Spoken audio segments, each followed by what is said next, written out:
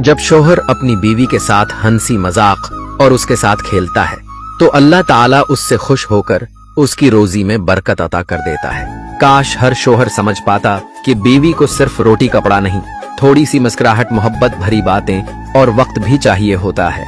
जिस दिन शोहर बीवी को दोस्त समझकर उसके साथ हंसेगा, वो दिन उस घर की खुश नसीबी का आगाज होगा। मगर अफसोस, बहुत से घरों में ये दिन कभी नहीं आता। बीवी हंसती है तो रब खुश होता है, मगर अफसोस कुछ घरों में बीवियां सिर्फ छिप छिप कर रोती हैं।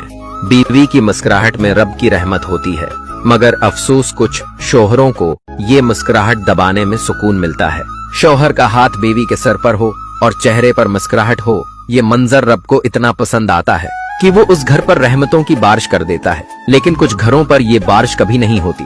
मोहब्बत से कहा गया एक जुमला बीवी की थकन उतार देता है, मगर कुछ शोहरों को सख्त लहजा ही मर्दांगी लगता है।